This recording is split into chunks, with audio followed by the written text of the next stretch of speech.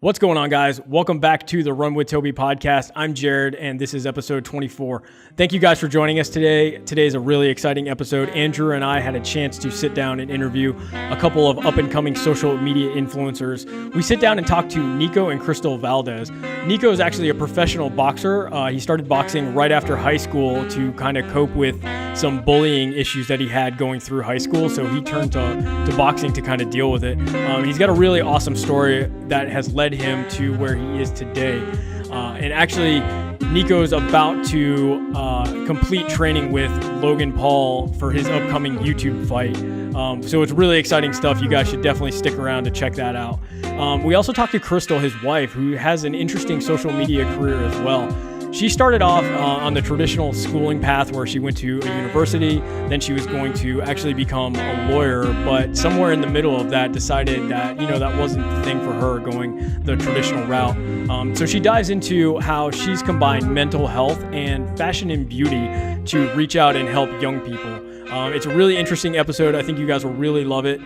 Make sure you stay tuned for the entire episode. Don't forget to rate, subscribe, and tell a friend about the Run with Tobe podcast. We'd love for you guys to spread the word for us, and we hope you enjoy this episode. Today is a special day. We haven't had a guest on in a while, and we have two awesome guests. I'm super excited. We have Cristal and Niko. What's going on, guys? Hello, how are you doing? Good.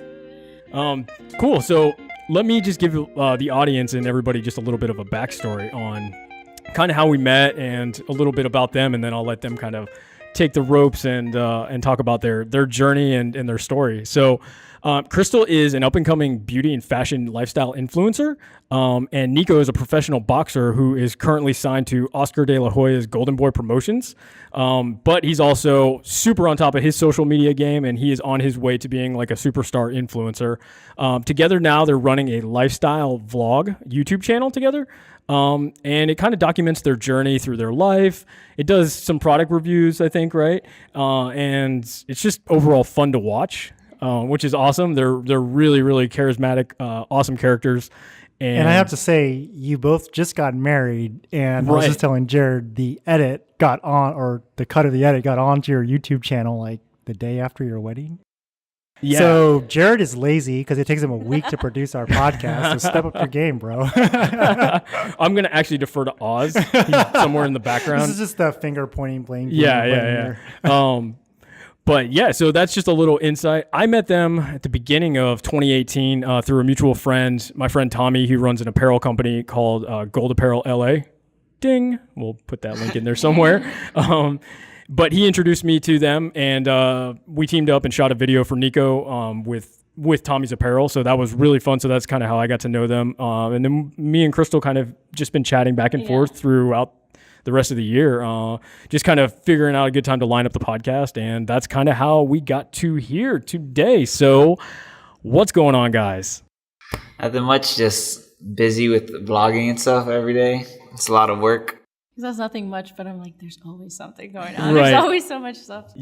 It seems like it. I mean, you guys just watch, if you keep up with their social media handles, and we'll link those in, like if you keep up with their Instagram individually and then you keep up with their YouTube channel, it's like these guys don't sleep because you guys are just working around the clock, including getting married. Cristal sleeps.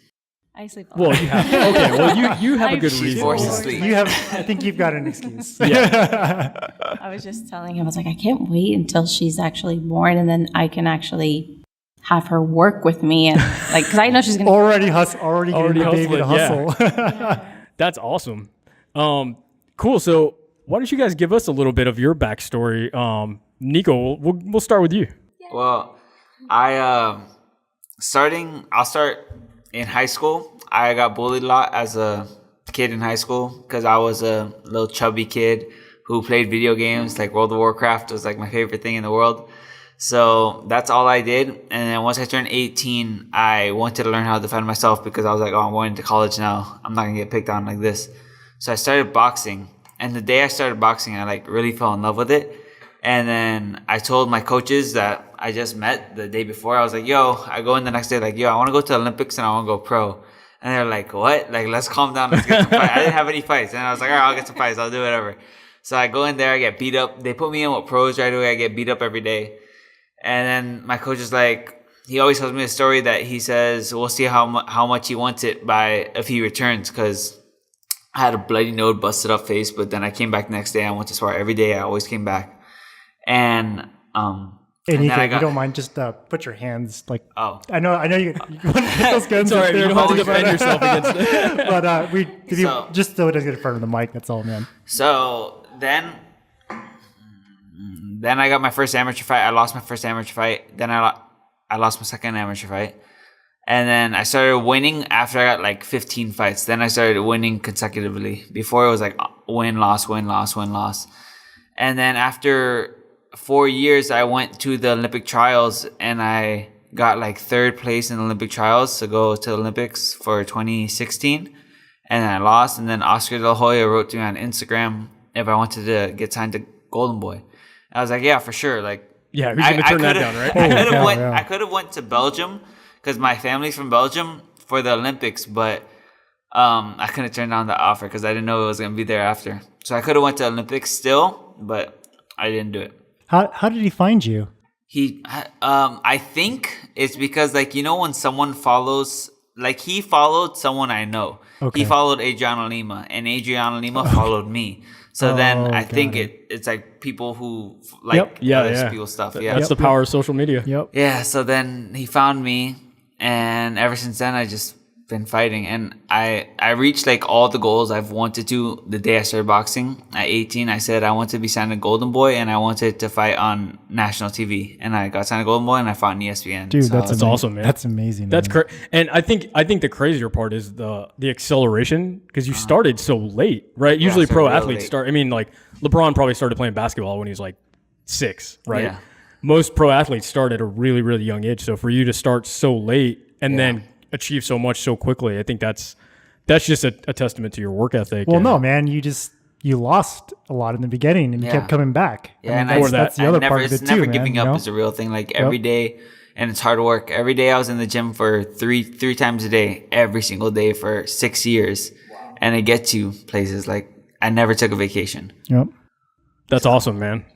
That's crazy. It's funny. I didn't have any of a career in martial arts, but I actually started Taekwondo when I was like 4 or 5 years old.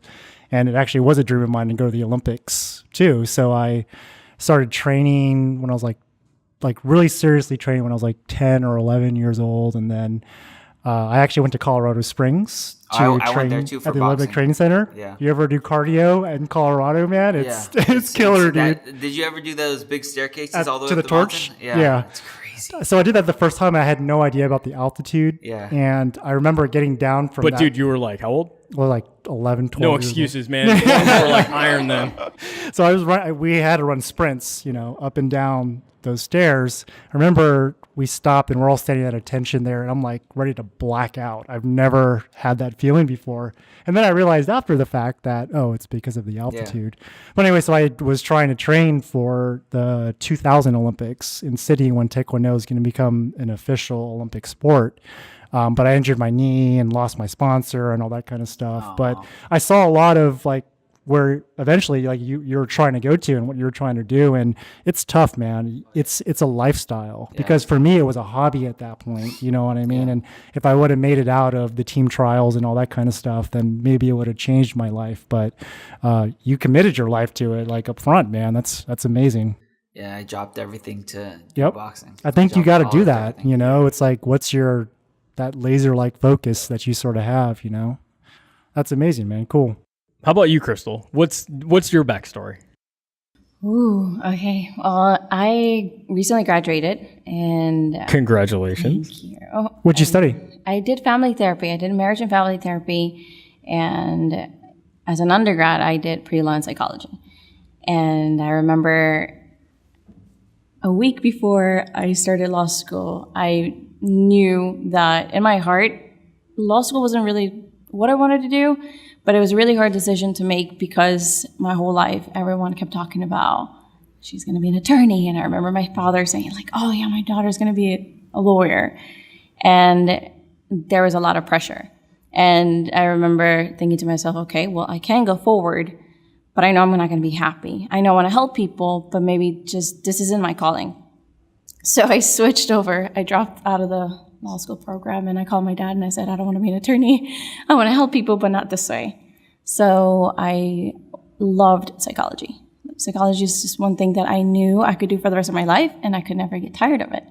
So I found a marriage and family therapy program in Fort Lauderdale, and I finished it. I graduated with a 4.0. That had always been my goal. And it took a lot of work, but it also took a lot of courage. So one thing that I learned during that time was courage. And I was like, wow, coming from like a Hispanic family, it was a lot of pressure to say, I don't want to be what I've been telling you guys I was going to be my whole life. Right. Yeah, totally. So this is what I'm going to pursue. Yeah. So that was the beginning of my story. And then as a therapist, I started working with the homeless population. And I got really into makeup. And during that time, a lot happened personally and also as a professional. I began to realize that I had the ability to connect with people from all over the world and also within my community. So I began to think of ways that I could use makeup as a way to talk about other types of issues like identity issues, personality, totally, anxiety. Yeah. Things that I was dealing with in my own, but also things that I would hear from my clients. And so through social media, I started posting pictures of makeup. But then in my captions, I would write something like motivational or something about courage. And I try to relate it to a makeup look. I try to relate it to different issues that were going on at the time. And I began to notice that people liked it. I was like, okay, well, this is a cool way to talk about topics that are sometimes hard to talk about. Sure. But I can add some humor, I can add some art to it. And it was actually through Instagram that Niko found me. Oh, you're kidding me. He was trying makeup tutorials or Yeah. like how do I cover this black eye that I got from boxing? He actually had a black eye. Yeah, I had a black eye when I met her, actually. Yeah. That's the only way to She go, covered man. it, too. I did. She covered There it? you go. That's There you go. awesome. That's awesome. Helping people one cover up at a time. Literally. But so that's how we, in a way, it all intertwined and we got here. He found me on the popular page. I followed her on the popular page, and then I just wrote her on Instagram. I DM'd her. I was like, hey, you're beautiful, and I don't know. I just said you're beautiful. That's all I said. I don't want to take this opportunity. I didn't want to miss this opportunity to tell you how beautiful you were. And she said, I'm not looking for a boyfriend. I was like, I didn't say anything like that. I wasn't looking for a girlfriend either. But I think that for me, at the time when I met Niko, I knew exactly what I wanted and what I didn't want, not only from a relationship, but also as a person. I was like, I'm not going to waste your time. But he stood out to me because I was very used to people saying all sorts of like bizarre things. Yeah, I'm sure. And I was like, wow, this guy's nice, but I don't want to waste your time and I don't want to waste my time. So fast Were forward you to both a here year in LA? No, we were in Miami. Oh, you both were. Oh, so you met in Miami. Yeah. And Oh, that's cool. How long ago was this? I wrote to her in April, on April 22nd last year. Yeah. And then on June 10th, we finally met. So we were talking for a while, and she watched like 2 of my fights online because I had 2 fights in that time. And then after one fight, I went straight back to Miami and went to her, and that's where we met. That's cool. That's really cool. Yeah, again, the power of social media. Modern day love story, right? That's awesome. Okay, let's fast forward to today. So, kind of like what we said in the intro, both of you guys are breaking through in social media influence. What has drawn you to that like specific space? Because it's a really crowded space, right? There's a lot of people who think they can do it or want to do it or try to do it. But there's very few that break through to the point that you guys have kind of already started to break through at.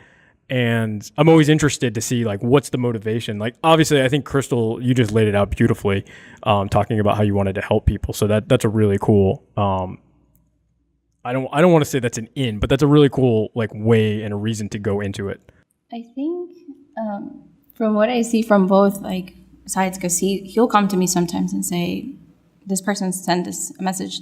Your audience tells you, in a way, what they want to see more of. And so, like through the comments, through DMs, through how much they engage. Or I think DMs, you get what they really feel. Yeah. Because people don't want to put it in the comments. Yeah, no one gets to see it. So a lot of people write to me every day. I get messages of people like having problems, not knowing how to train, like need to lose weight, like getting bullied, like all these kind of different kind of things. And it's like they kind of put their heart in their sleeve through a DM, right? And then they get it makes them so happy as soon as I respond, as soon as I say, "Hey, what's up?" I'm still waiting for my response. That's why he's been working through Cristal, man. Yeah, it's because you're not getting bullied, so bullying me every day. But yeah, and then it makes me happy to make people happy. Like that gives me the best feeling in my heart whenever I can actually help someone, and then they'll accomplish whatever they're trying to do. Like of they're training for a fight, I'll tell them how to train, what things to do, and then they'll post their winning of them, like when they won their fight, and then tag me in it, like all thanks to Niko Valdes, and I'm like, oh, wow, that's amazing. Yeah, that's probably the best feeling in the world, man. Yeah, cool. Yeah, I think it's cool that both of you have kind of found this space that revolves either around mental health or counseling. Just helping people in a space it's kind of a slippery slope right now. Mental health is like a crazy huge problem, right? Obviously, all the like school shootings, celebrity suicides. There's a huge like prescription drug issue. Like there's all these things that are happening, and to see more people, especially younger people, kind of connect with that and try to help. I think what you guys are doing that's amazing. I think what we try to do as best as we can, because we're still human. Sure. And only 2 people, right? Yeah. We try to remember that ourselves, because when you put yourself out there to the public, you are very vulnerable to a lot of different things. And so we try to be mindful of how it's going to affect us as people, and how it's also going to, like, what we do is going to affect others, because people are so attentive, and we've noticed that from people commenting. We've had people that started watching his YouTube channel when it was first his channel, and when we brought it in together, we had a few people say, "Oh, goodbye to the boxing Niko." We still get comments like that a lot. Yeah, and it goes to show how much people not only watch, but how much they want to feel like they have a place that they belong to. So, do you feel like it's now giving you like a responsibility? Yes. And I think from the beginning, at least for me, I felt a huge sense of responsibility. And I always would tell Niko, like, wow, you have such a good way with like kids, and kids love him and adults love him. And I said, don't change that, like hold on and hone in on that. So any place that we go to, any place that we are, he always, if someone stops him, he stops. That's cool. Yeah, so it's good. Yeah, well, it's good that I think just staying humble, right, and just knowing you're kind of like everybody else, right. In the end, right, we're all people.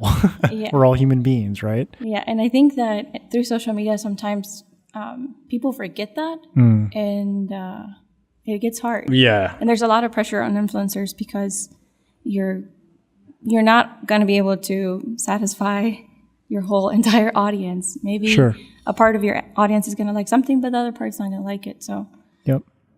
So let me ask you.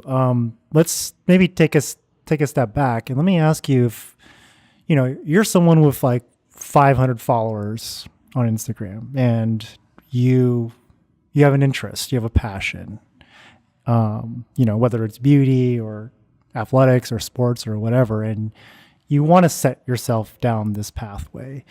For the both of you, and you might have completely different stories, how did you get that kind of initial traction to get more followers? I mean, was it just putting great content out there and people would find you, or did you do things to get people to find you? I think honestly, and it's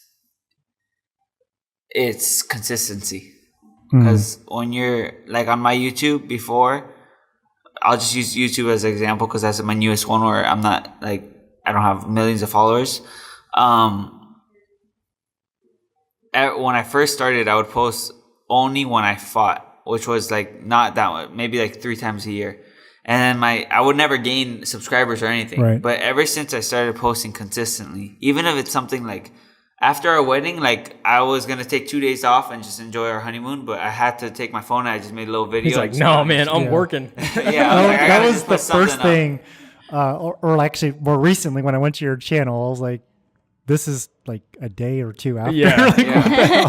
I had to put something up because I was like, I don't want to skip days because right now we have we're in like a flow motion where like constantly we're getting over 200 views. Constantly we're getting like at least 5 subscribers a day. Yep. So it's constantly going up. So I didn't want to break that because one time we broke that and then our channel froze and it started losing support. It's kind of like when you train, right? You take a couple of weeks off and you're like, shit, like I got to start It's almost like you got to start over, right? You lose an edge or... So the biggest advice I could give is just like take no days off. Like if you're going to go for it, you know?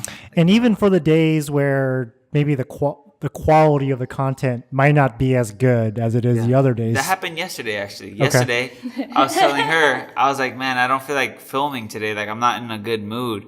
So it happens to be my little brothers and sisters are in town. Yep. So I said, here, you guys, have fun with my vlog. Go take over my vlog. Nice. So they went and took it. Smart. And they just had fun. And I was like, all right, I'll just edit it later. Okay, so cool. Consistency, everyone. Number 1. You want to start, if you want to build followers, you want to get subscribers, you got to stay on the ball. Yeah. And I think also, at least from my perspective, going back to your question, you have to really believe in what you are trying to put out there. Because when I first started telling people I want to bring therapy and makeup together, they looked at me like I was nuts. Because they're saying, well, how could you possibly talk about identity issues when you cover up your face with makeup? Mm-hmm. And I said, well, have you bothered to ask if I am covering up something or if I am creating something? Nice. And so I began to challenge people's perspectives about, ways to talk about, again, topics that are hard to talk about. Or taking a completely different angle than most, what you're saying is right. Like the general assumption out there is that people are putting on a facade right? Yeah. But you're right, though. It's 100% right. It's a completely different angle to take towards it. You're creating something, right? I once said to somebody, I was like, do you know how hard it is to stare yourself in the mirror for hours at a time? It dwells on you, and eventually, you begin to see, okay, there's certain things that are going on within yourself that you can't cover up with makeup. Yeah. So I think, if anything, you really have to have a belief in what you are trying to put out there, because I guarantee that if it's something that is going to make someone's life better, there's someone out there who's waiting for somebody to say, I feel this way too. Mm-hmm. And totally. I think that's how you create those connections, and that's how you create those huge audiences, because you can't be the only person feeling that way. Yeah.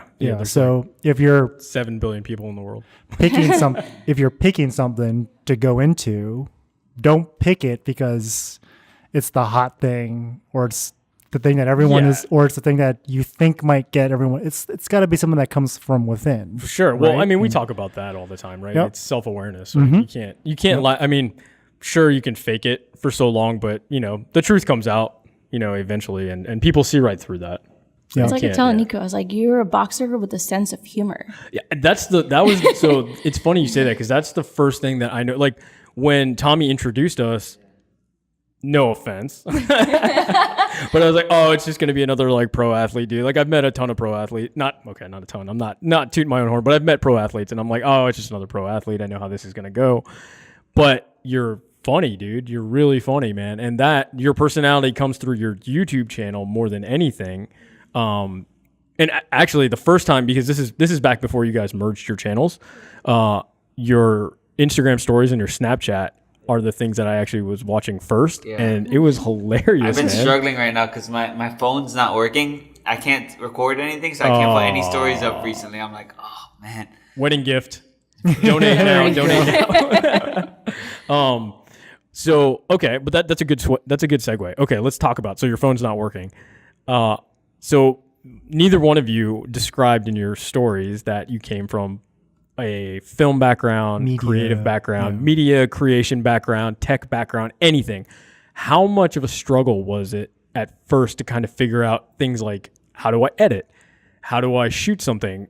Lighting, just basic stuff that, a lot of people think it just happens, but it doesn't, right? You have to work at it. Well, for me, the editing kind of came easy because in boxing, the way I grew my followers at first, before I met Cristal, before anything, I was always taking my sparring videos and editing them on iMovie on my phone.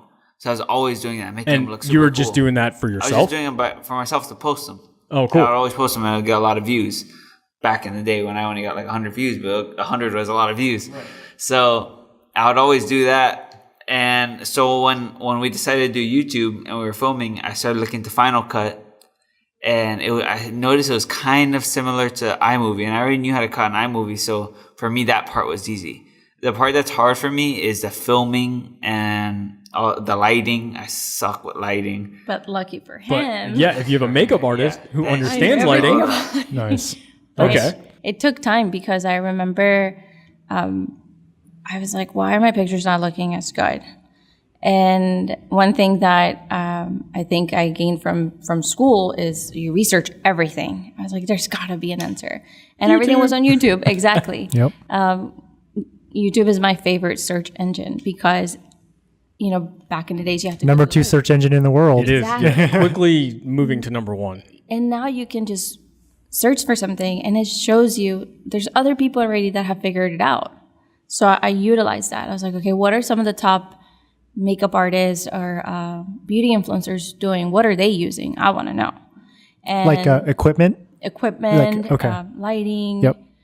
Editing programs, anything I could think about. And the best part about YouTube is that one video leads you to another video. And so it was just about like being really patient and open to learning. And even till now, we're so open to getting better because there's so many things to do with it. But I want to say we utilized each other's talents. He's so good at cutting, but I'm good at the different little effects or the thumbnails. Yeah, I don't have patience for that. It takes some time, yeah. So we work together and we utilize each other's strengths. And do you have a process that you use, or is it kind of depending on what you're shooting or whatever it is, it's different, or do you have a pretty standard process that filming or editing? Both actually, yeah.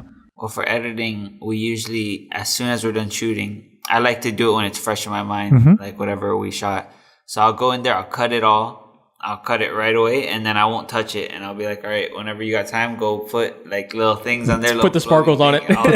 Yeah, she does all the music, all that stuff. And then I'm like, I just cut it. Yeah. So that's like, I have to do it instantly because if I wait too long to edit it, it's not fun. Because you get out of the energy of it. Yeah. Yeah. For me, I have to do it right away or else I don't do it as good.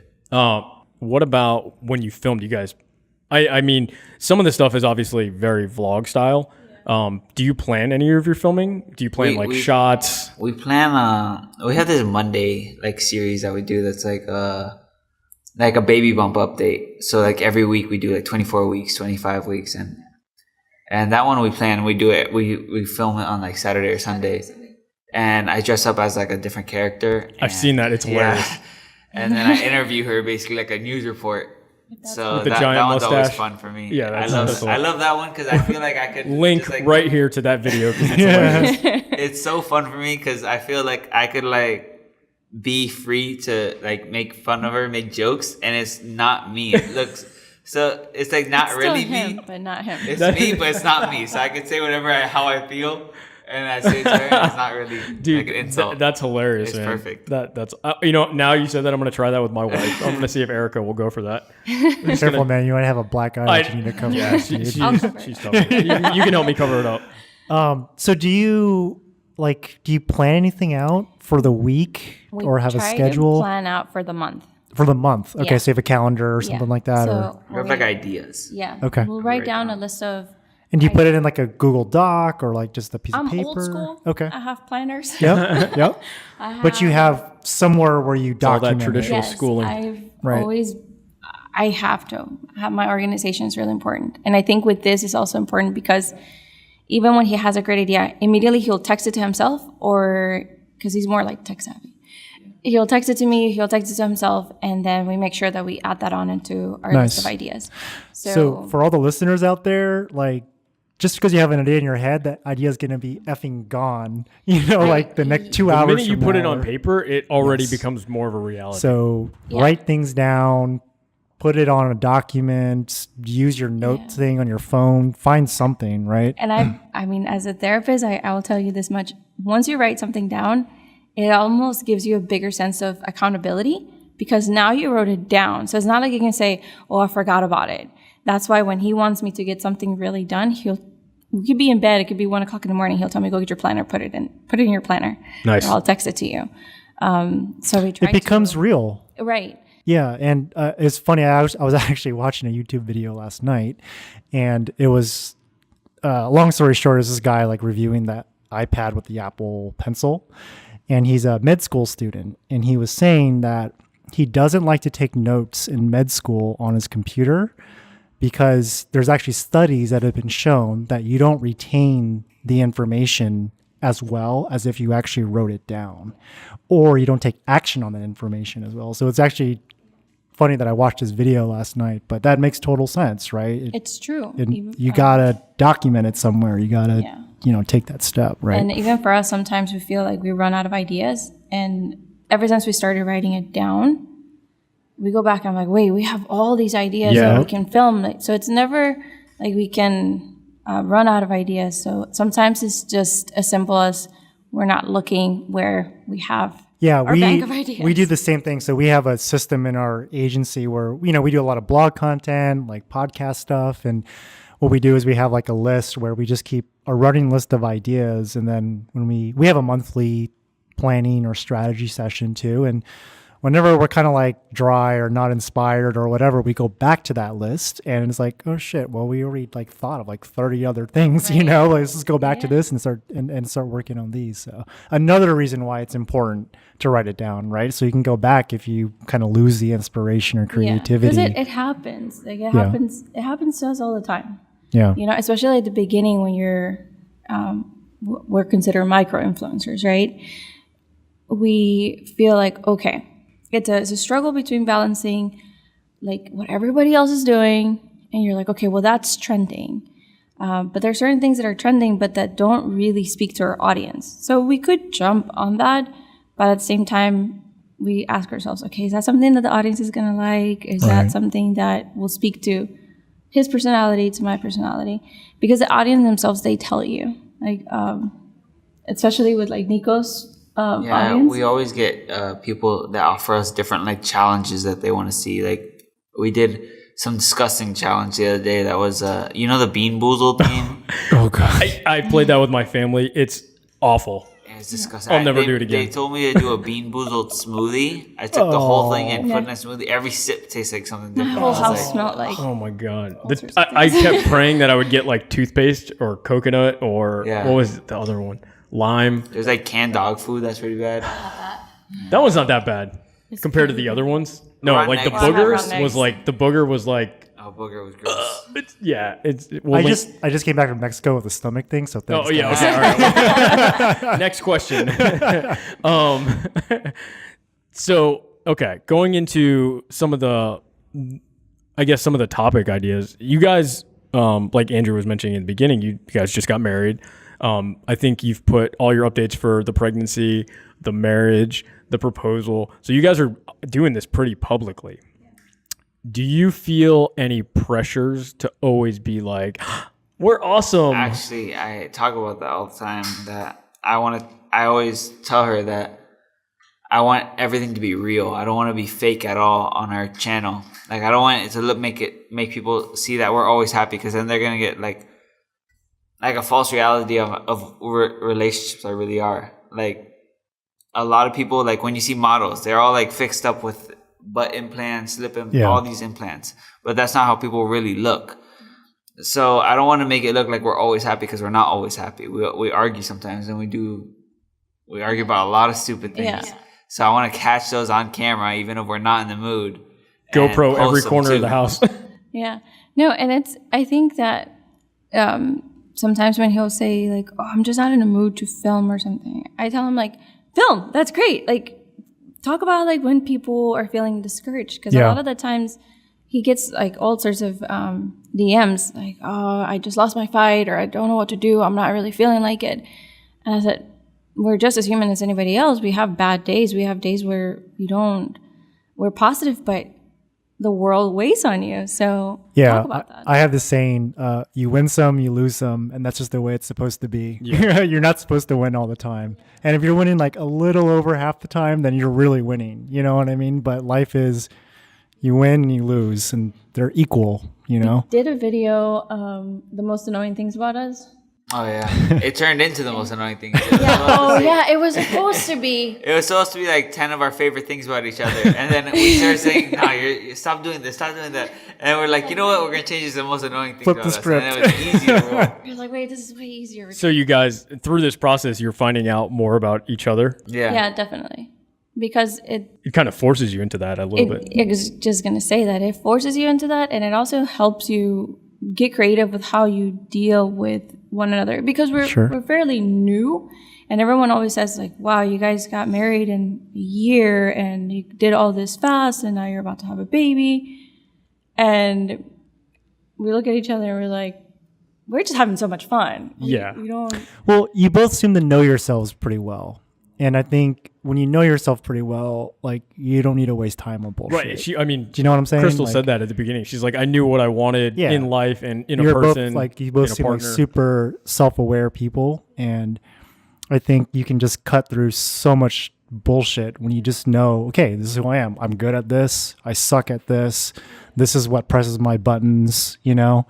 And when you're looking for a partner or, whatever, right? Like, that just, again, it cuts through all the BS. And even when you were telling that story about how when he DM'd you, you're like, I'm not really looking for anything right now. And that's again, like, exactly what you need or want at that moment. So yeah, I think people who don't understand that, they just, they don't know themselves that way. Yeah, it's projected, exactly, it's right? judgmental. Like, yeah. Who are people to judge? I mean, back less than 100 years ago, people were like forced to get married. Yeah, it's actually like two of my best friends. They met, and like 8 months later, they got married and had a baby too. Actually, and like when you just see them around each other, they're just very secure with themselves. They're very self-aware of themselves, and they have actually a very similar kind of vibe to you two. So I think it's a personality. Do you know what I mean?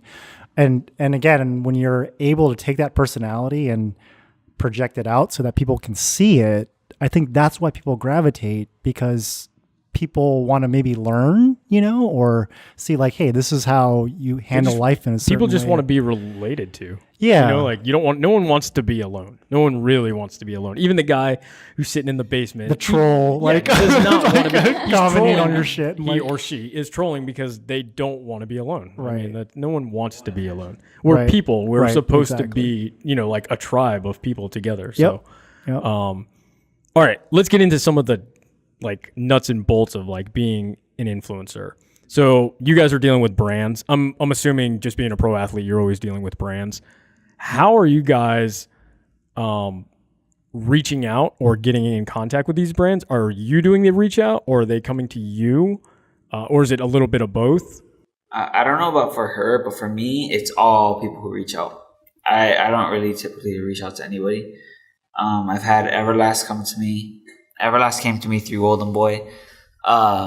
Quiet Punch came to me through Instagram. So is Golden Boy sending them to you? Did they get Golden Boy? No, I don't think they Golden Boy sent them to me. I think that just they saw me on TV as a new person, new up and coming guy, and they just reached out to me. So I'm really cool at Everlast, and they said after my next fight they're gonna fully sponsor me as like one of their athletes. Nice, that's awesome. So I'm excited for that.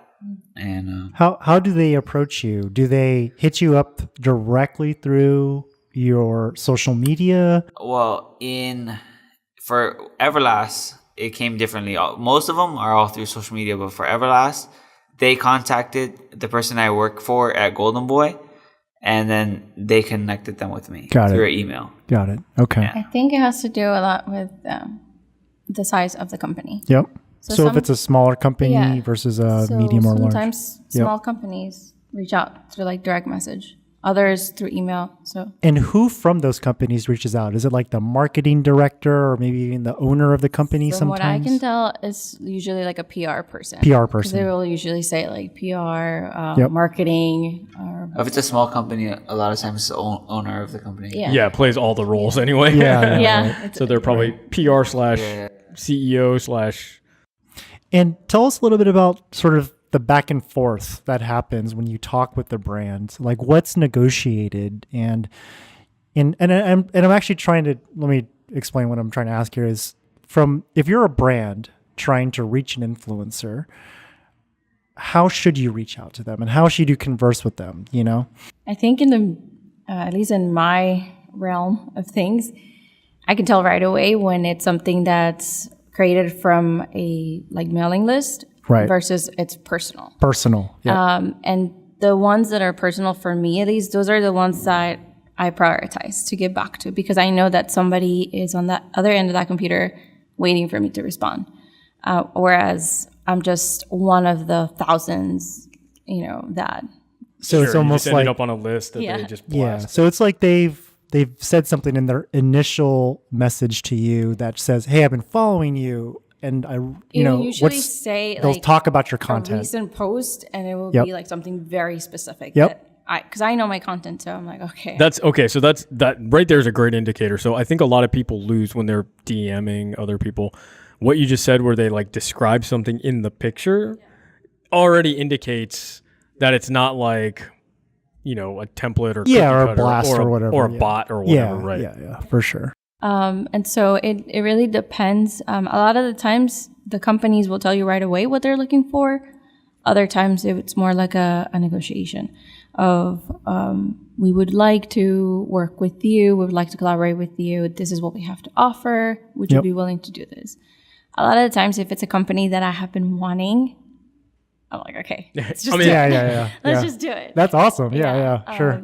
But other times, if it's something that I don't really know about the brand, I haven't really heard, I say, like, I reply back to them. I say, thank you. I would like to look more into it. I always do disclaim, if you're going to send me like a product that I have been wanting to try and I haven't heard about, I'm going to give you a very honest review.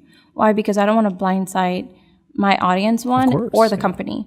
I try to stay away from companies that ask for exposure in exchange of like free product. A lot of times I can go buy it myself, so why would I want that? And so if I tell them like, okay, I'm gonna give you an honest review, I can tell a lot by their response on what type of company they are. Yeah. So Do they really stand behind their right, product, exactly, or are they getting a little insecure or whatever? Right. Yeah. So a lot of times I'm like, it's not worth it. Thank you for the opportunity, and I always thank them. Yeah, because at the sure. end of the day, there's someone out there who's looking at these emails. I think for Niko, it's more. A lot of times, it's a balance between who it's more pressure in a way, because he has one, a bigger audience, and two, a bigger sense of responsibility of the type of companies that he's gonna basically stamp his name on. Yeah. Right. Well, it goes longer into his career. Yes. At least the boxing side, right? Yeah. So, for example, Niko doesn't drink, right? So in boxing, a lot of sponsorships. It's beer. It's beer. It's alcohol. Yeah. Yep. It's things that he as a person doesn't believe in. So why would he get sponsored by Hennessy? Right. You know. So it really just speaks to. Do you feel, and you definitely do not have to answer this, do you feel at that point, like, let's say Hennessy came to you and they were like, we're going to give you $10 million. Do you feel, how does the money side pressure you? I would never sign to that deal, because I wouldn't sign something I don't. That's awesome. That's So, there you and go. that's, again, if you're a brand out there looking for influencers, like that's the kind of authenticity that you want. that you want. Right. You know, it's 100 million. I'm just kidding. Well, Jeff Bezos money. Yeah, that's real fuck you money. Yeah. Yeah. Sorry, go ahead. Oh, no. I was just, I always hate hearing, like there's always that, everybody has a price. There's that label, but no, it's good that you stand for the things that you believe in, because I think, and this is something that we kind of talked about off camera and off of the record when we met up briefly. You see like another career outside of boxing eventually, right? So you don't want to attach your name to something. That's why you guys were talking about earlier, like about you have to be passionate about whatever you're doing, or else people will see right through that. Like that's why I don't want to include boxing on my YouTube, because I like doing it, but I don't like talking about it. I don't like talking about like products. Like I like talking about like my fights, if you want to ask me about my fights, but I don't like talking about like products and how good this is and all these kind of things. So I try to stay away from that. If we really run out of ideas, then I'll throw one in there. Yeah. Like yesterday we did one. Or people just ask you, like sometimes you don't, like people will keep asking you for the same thing. And you're like, okay, well. Review these gloves or shoes or really whatever. No. Right. So. Come on, man. I'm going to buy them. Or if it's something fun. Yeah. Like the Quiet Punch bag. That was fun for me. So he'll do something sometimes, not like maybe he doesn't feel like, okay, this is not something that I really enjoy, but my audience really wants to know what I think about these gloves, or so then he'll do it. But it's always never your typical review. It's always like him adding some kind of sense like of humor to it. So but you're right, because he's like, well, I don't want to, I can talk about it, but then it's not as exciting for me. So sometimes it's him like doing. So then it looks like a promotion. Yeah, because right. Yeah, and he hates something I hate. Yeah, I hate when people post stuff on Instagram that, like, if I follow someone and they post something about like Budweiser, and you can obviously tell they're in favor of that post. I'm like, hey, I'm hanging out here at the beach today. I got my peeps. This is awesome. Check out this can of fresh new Budweiser. Exactly. Yeah, totally. And people can see right through that, man. Yeah, so no, that's good. That's good. Okay, so I guess I was kind of leading to it.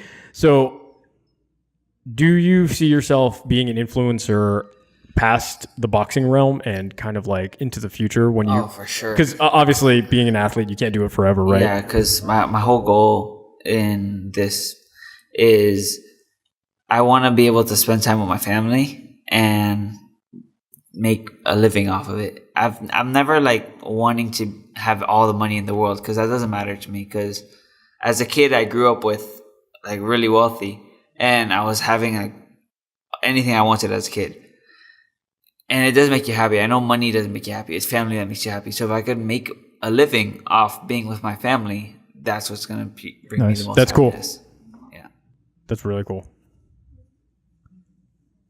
Okay, so for anybody out there, I guess that's maybe trying to be an influencer, do you guys have any tips or advice for them who maybe they want to start? Like, this is your thing. I would say, going back to what I had said earlier, like really finding something that you like, because if you love doing what you do, you're never gonna run out of ideas, and the creativity is going to be there. And the motivation. Right. I think the motivation is like, when you love what you're doing, that's like what gets you to start recording when you're like, fuck, I don't want to do anything today, And I think even to take it a step further, because at some point, you said motivation. Motivation is great, but if you don't take action, right, which goes back to what Niko was saying about consistency, there are days where you're just not, motivation isn't going to be enough.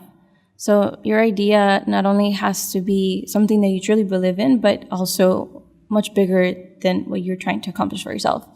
A lot of the times I've like, okay, I don't want to do this. But I go back on my messages, or I keep cards that companies or that people send me, and I look back at those. And again, it speaks to that sense of responsibility of, that's why you're doing it. That's why I'm doing it. I'm not just doing it for myself or for self. It's actually for a very selfless reason.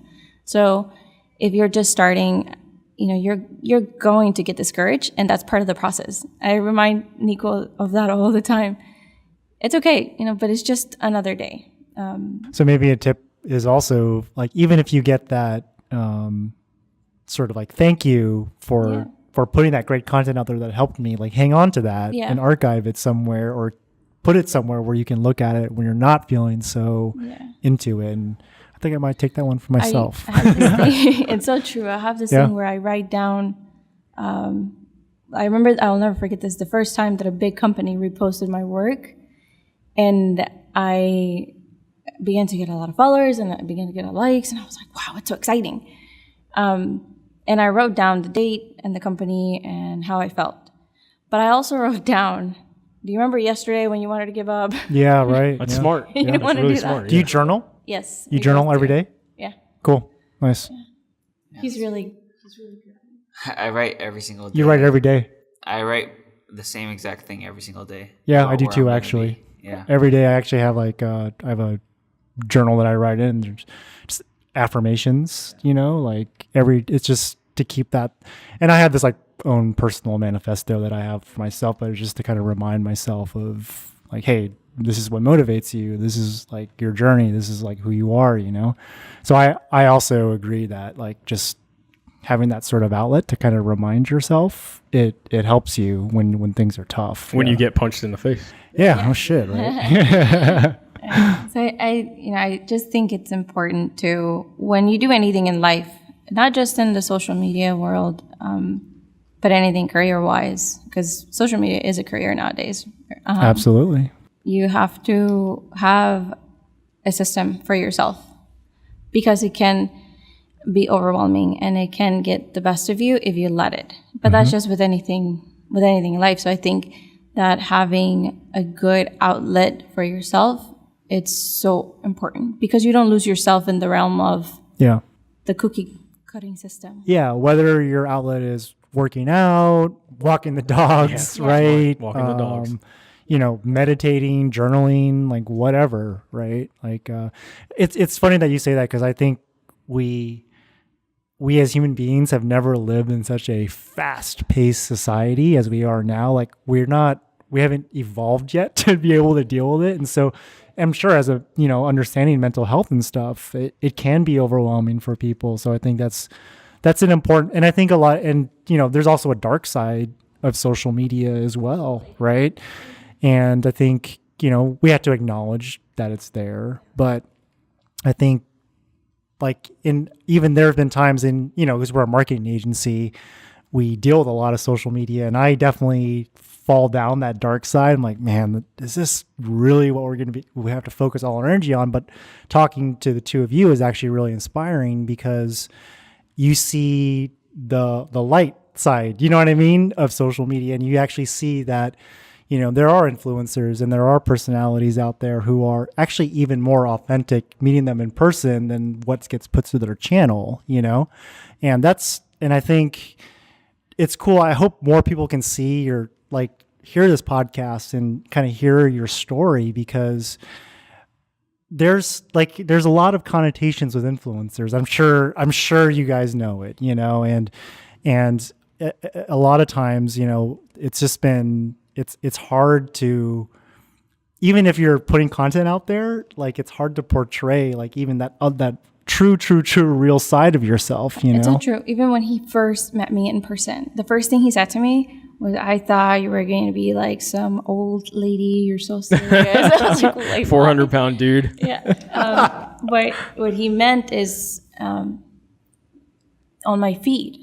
Right. A lot of the makeup pictures that I had, I wasn't smiling on any of them. Oh, right. He's like, why are you so serious? You have such a beautiful smile. And I was like, and then I was like, wow, like he noticed something that maybe someone else had noticed, but they had mentioned it to me. But you have multiple sides to your personality. We all have we've got different sides to our personality. And I think one side of your personality attracts that audience, which you've obviously been able to build, but you're obviously a more dynamic person than just that one side, right? Yeah. So it's so interesting that, you say like, it's really, I think it's a hard balance between the personal, the social, and also the financial aspect of it. Sure. Because there's a lot of money to be made in the social media world. Yeah. but the beginning is not very lucrative, right? It takes a long time, but it's like anything, man. I mean, you're a startup business. That's basically, you're a business. That's basically what you are, right? Yeah. The people that jump into it for the money, 99.9% of them lose. That 0.1% that gets viral goes away quick, because it's not authentic. So another tip for anybody out there trying to get in for money, I'm sure you've heard this across the internet in general. Don't jump into it for the money because it takes a really long time to build that audience, right? Building an audience. Don't quit your day job. Don't quit your day job.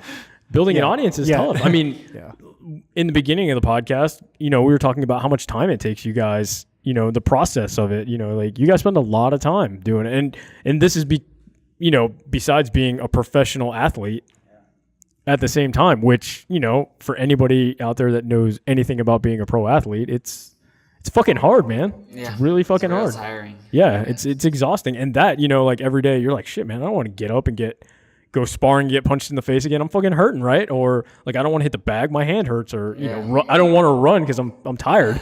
I need to eat. I want to eat, like 6 double-doubles instead of like good food. It's tough, yeah. We were just talking about that on the way here. He's like, oh, I want to be healthy, but he's like, I also want to eat. Yeah. It's tough, man. So and to have all that shit together at such a young age is really impressive, guys. It's really, really impressive. I'm so glad that you're able to come in here and talk with us. It's inspired me, it's actually gotten the juices running for me too. Yep. And we're just a couple old guys. But no, I was from a more like nerdy marketing standpoint, because we work with companies and brands that, need to find influencers, and ultimately like they see it as a way to connect with an audience and drive like very relevant traffic to their brands, right? That's ultimately it's what they're trying to do. 2018 it's the new ad, it's like the new Facebook ad, right? Do you know what I mean? But even more like it's just better, right? I don't know how to describe it to brands, but it's like it's native. We call it native advertising, right? And but the idea is that it's almost like this idea of like spokespeople, right, has been around forever, but social media has changed the paradigm a little bit. And it's so cool to see people who are living it and breathing it and doing it, but also in a like, you just seem like really cool, really nice, authentic, self-aware people, and it just to have other brands sort of see this, like we want to get the word out there that this is a part of the marketing playbook, like moving forward. I think if you're a brand, whether you're like a B2B, like a business to business brand, or a B2C brand, a business to consumer brand, influencer marketing has got to be a part of your marketing strategy. And so it's cool that like provide some of this insight, for some of the companies or the marketers out there that are listening to this podcast. So thanks so much for like putting yourself out there. It's it's cool. I do have one final question. Do you guys, and he just gave that awesome ending, and now I'm going to like take us back. Sorry, dude. No, it's okay, bro. No. Do you guys see yourself moving through the entertainment space in the future? Because again, you guys are great on camera. Yeah, I mean, social media in a way is kind of entertainment, right? Do you guys see yourself moving up to? I've done like a TV spot where I was on Ray Donovan, the show on Showtime, and I don't enjoy it as much as social media, like, because I like to be able to be free and be myself. On there, I got to act like someone else, and then on top of that, it took me 13 hours to shoot a 30-second. Yeah, the production. The production behind it. Insane. Yeah. So that's I know. I don't. Jared does I lived that world for a really long time. Not in front of the camera, but behind the camera. Yeah, that's not something. I mean, I would do it, but. Well, hey man, like entertainment may actually run. Well, more towards. Yeah, and the reason why I'm kind of positioning that question, and we didn't really get into this, but the way YouTube is going in general, like that, for your brothers and sisters, that's cable television, right? That's not like what we grew up with. I mean, you guys, we're not that much different in age, but that's not, you know, what we grew up with as kids. You know, we grew up with like click, click, click, DVR, click, click, click, but now it's like Instagram, IGTV, YouTube, Snapchat, you know, like these are the channels that kids are consuming. So like I could never see my kids signing up for like Comcast. yeah, I do. I honestly don't see my daughter ever signing up for Netflix. Right. It's, you know, at some point by the time she's old enough to understand what it is, Netflix is going to be something completely different. Even us, we're not even going to get TV in our next house. So we have the smart TVs, and all we do is watch YouTube. Yeah. That's right. I mean, that's what we have. I don't have cable at home. I have internet and Apple TV, and that's it. I think to answer your question, as far as like where we see ourselves with that, and it's something that we've thought about before because we have a daughter on the way.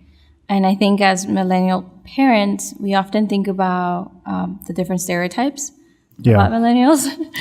And we had a really amazing conversation about like what that's like. Because for me, I feel like I grew up in a time where I was transitioning out of the old school way of thinking, but then I was thrown into the new way of thinking and living.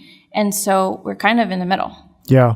And so I consider myself an older millennial, and I think I'm right in that and gap so too. Yeah. I think that there was a lot of confusion between, well, I want to do things the way that my parents taught me how to do it, but also everyone else is so fast paced and everyone else is doing it the new way. So how can we find balance between doing the old school way of parenting where you can teach the values, you can teach the morals, but then you can also allow your kids to sort of fit in with the rest of the crowd. Yeah. I'm going to face the same. My daughter's 1. I'm facing the same. Well, I will face the same problem, but yeah. So it really dwelled on us when we were trying to figure out, what do we want to have the channel together? Do we want to just do individual channels? And we realized that we were headed away where we're going to be a family. So how can we use our own experiences to kind of shine light on the obvious, but the things that we feel that people are not really talking about in the raw way? Because a lot of these things we don't know, you know, we're not going to get our baby girl with a manual and it's going to And hit me up. I'll give you some tips. Right? So we were trying to, you know, not just prove a point, but also share our own experiences as human beings with other people. Because like you said earlier, there's somebody out there who's just struggling with something or wants a place where they can feel like, okay, I'm not the only one who feels this way. And they want to feel like they have that attention that you're speaking to them. So how can we utilize, and you know, YouTube, but also use it as an entertainment? I always tell Niko, you're funny, dude. Do your thing. Be funny. Tell me a joke, funny guy. You know? So I think that if YouTube continues to go that way, we won't be staying away from it. Yeah, no, it's definitely, I mean, they've, just as a platform, the way they're morphing, I mean, obviously, Google is a really smart company and they know what to do. They have all the data to figure out, you know, what the next step is. So they're definitely moving it and transitioning it. All right, so speaking of YouTube, let's just dive into real quick, like what's coming up for you, because you are involved in some crazy stuff which revolves around YouTube. And I didn't want to spend too much time into it because the other stuff is actually, to me, more important. But I just wanted to touch on like what's coming up for you in the YouTube realm. Well, I've been training with Logan Paul and Jake Paul for their upcoming fight on August 25th in UK. And I've been going in there, training with them, sparring with them, and working on them, showing them, teaching them different little tricks and all these little things that a person just starting wouldn't know, and teaching them a lot about the mental game of boxing and how not to break down. I had a long talk with Logan yesterday about the whole mental aspect of boxing and how to break his opponent down mentally without even having to waste that much energy. So I'm just teaching them a lot of things that hopefully they could use in the fight. Yeah, it like speeds up the process a little bit. That's crazy, man. How did you get involved in that? Well, It's actually really interesting how it worked because on my birthday, June 6th, we were driving around to go to West Coast Customs, actually. And then on the way there, my little brother and sister were in the car, and they're like, "Oh, that's Logan Paul's car." I was like, "Oh, no way." And then I knew he had a boxing fight coming up because You're of kidding them. me. They knew what his car looks like. Dude, I would have been like, who? First off, I would have been like, Logan. I know I've heard the name, but who? Yeah. Yeah. So I was like, I drive by there, and then he's in this cryo place. So I walk into a cryo place, and I'm like, I want to see what's up with it anyways. And then he walks out. I'm like, "Oh, Logan, what's up?" And then he said, "Oh, what's up? How you doing?" And then I was like, "Oh, my little brother and sister want to say hi to you." And we're walking out. Just carry them with you everywhere, Yeah. dude. And I'm like, "Oh, I'm a pro boxer, by the way. If you ever need help with your fight or anything, let me know." He's like, "Oh, for sure." And then we changed numbers. And he never got back to me. But then his press conference came that was here not that long ago. And I went to it with Cristal. And we were standing really close. And I saw who his coach was. And his coach is from Miami, where I'm from. And I know everybody in boxing in Miami. So I knew the coach really good. So after the conference was over, I went up to the coach. I was like, "Oh, yo, you remember me?" He's like, "Oh, yeah, of course." And he took me backstage. And then he was walking with me. He was telling me, "Oh, Logan was talking about you to me, that he found you and all this stuff." He's like, "It's crazy." And then we were just talking about all the memories you had. Because he used to actually be a judge in Florida. Oh, wow. And he judged my fights. Oh, wow. So it's crazy That's how cool. it all worked out. And then I just been training with him ever since. That's cool. That's really cool. Yeah, and you never know. I mean, Dude, you just got to show up. you got to show up. Yeah, you got to have fucking the show balls to up. ask the question, right? I didn't even want to go on That was that. the one day where he was You got to show up, man. There you go. Yeah, I was like- I'm telling you, She's just doing the carry your little brother and sister around with you everywhere. Yeah. Let them be your managers. They know a lot. They give us so many ideas for our YouTube. It's insane. Yeah, because I mean that's who lives there, right? They know, they're on top of it. Every time I go back to the East, a lot of my friends and family are on the East Coast, and every time I go back, I've got like little nieces and nephews, and every time we leave, my wife is a designer, and so she always gets all this inspiration from all these YouTube channels that all are like, 9-10-year-old like nieces and nephews, like, "Oh, check out this YouTube channel." They have like this giant list, and my wife comes back with like a ton of inspiration. Yeah, it's cool. All right, last thing. Where can everybody find you guys? Everybody can find us on YouTube at what's it? We'll link it right here. Niko and Cristal. That's a title, but the YouTube is youtube.com/Niko Valdes. And on Instagram, you can find me at babyface_Niko and Twitter. And for her, It's Cristal. Cool. Very cool. Thank you guys for showing up today. This was awesome. Thanks for taking the time out of your super busy schedules. I know you probably got to go shoot right now. I was like, yeah. Or In edit, this heat, right? Yeah, or eat, because there's no time for that. But that's going to do it for today, guys. Make sure you subscribe. Check us out. You can follow us on all social at Run with Tobe. Hit us up. Leave us a comment or a question, and we will be sure to answer it. We'll see you guys on the next one.